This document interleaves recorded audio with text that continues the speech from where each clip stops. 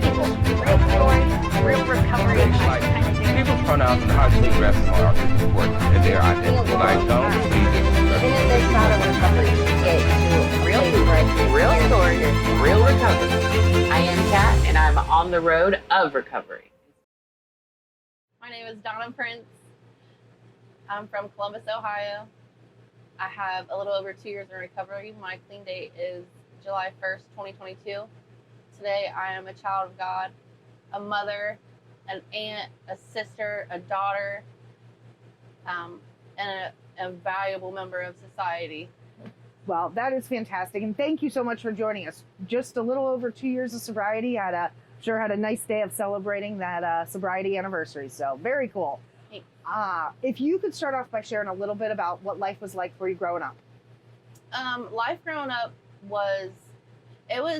I think until I was about 4, it was okay. But then I saw my dad's addiction to alcohol, and like I remember on my 5th birthday, my mom sent us to church, like Sunday school, and I didn't want to go because I didn't want my dad to be drunk when I got home because I wanted a good birthday. My mom and dad fought a lot after that. I feel like they always loved us, but I don't know that they knew how to love.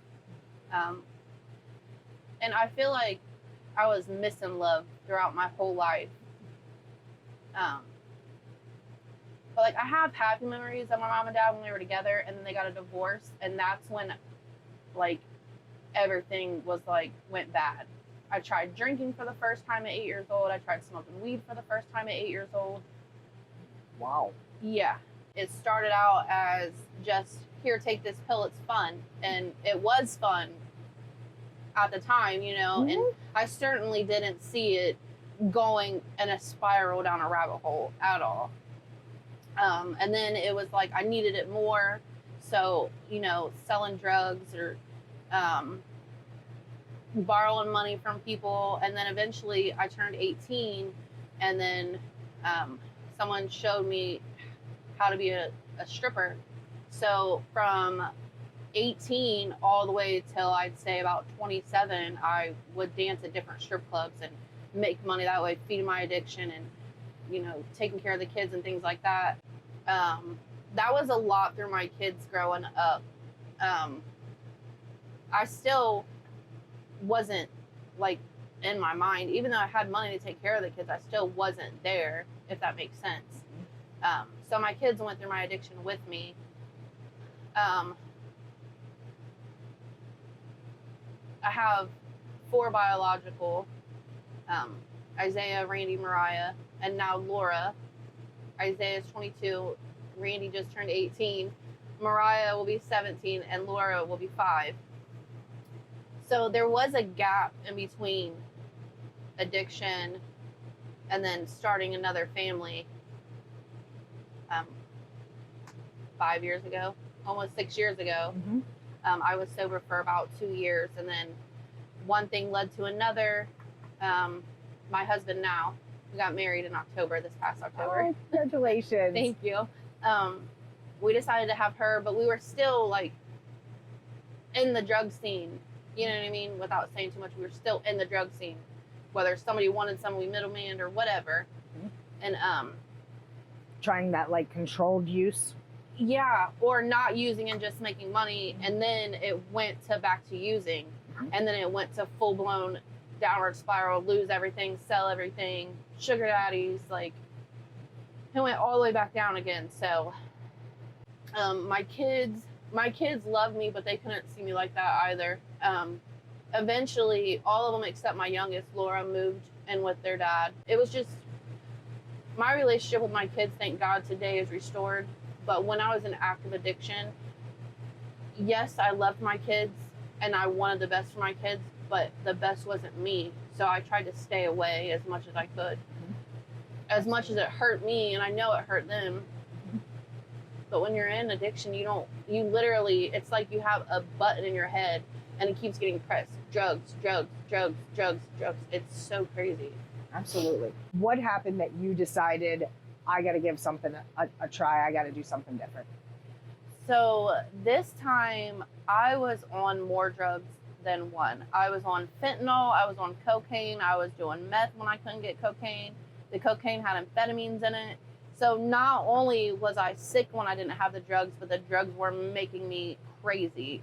Literally, I thought I had bugs crawling on me. I was afraid of water. Literally, I couldn't even take a shower. Oh my. It was so bad.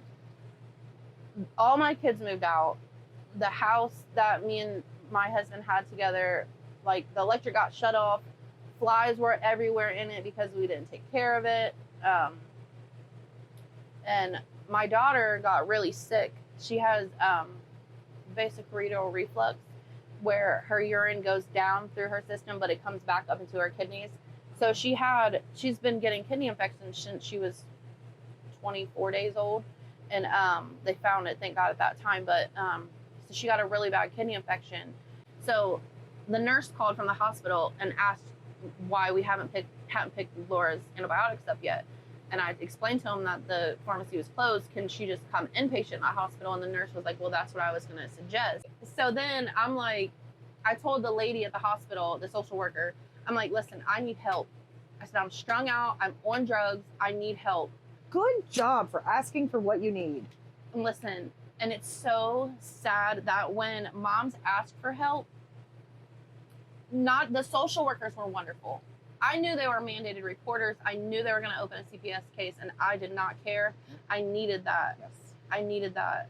So I went over 90 days.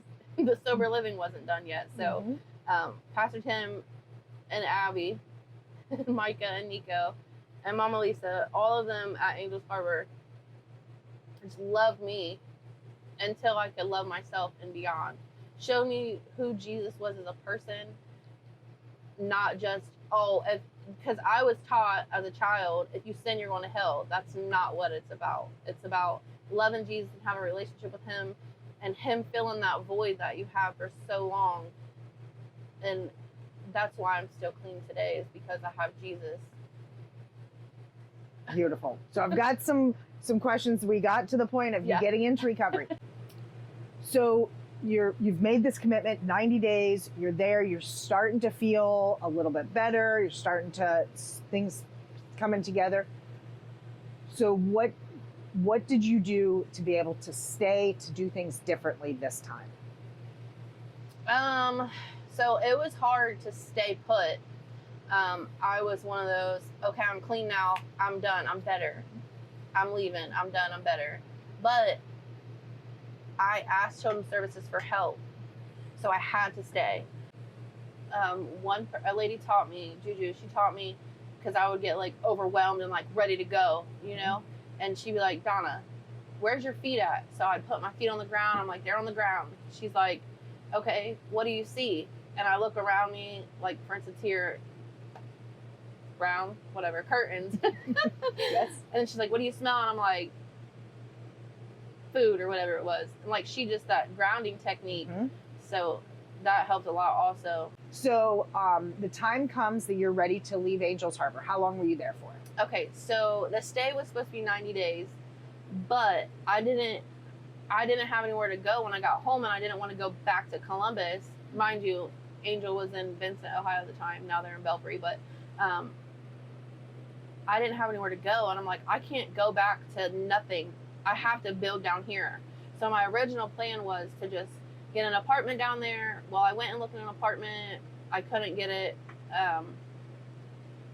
Eventually, while we're there, because Angels was new at the time, and their transitional living hadn't opened yet, but I decided to wait and help with opening transitional living and actually move into the transitional living home. Before I went to Angels Harbor, I knew my dad had cancer.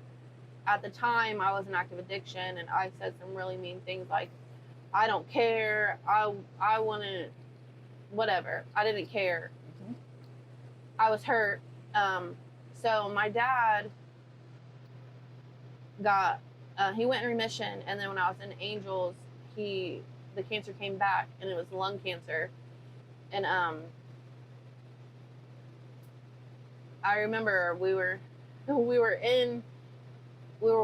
all of us ladies were watching like a sermon on TV about healing and how God can heal. And if somebody needs healing that just reach your arm towards them, like in their direction. In my case, my dad was in Columbus, so whatever way I thought was which, but I believed God that he could heal him. And he did heal him. God has a funny way of doing things too, though. Fast forward, when I'm at transitional living, I get to leave and go see my dad in the hospital. The cancer had spread to his brain, and he had to have brain surgery. Eventually, actually, this Thursday will be 1 year since my dad passed away. Oh, Jesus.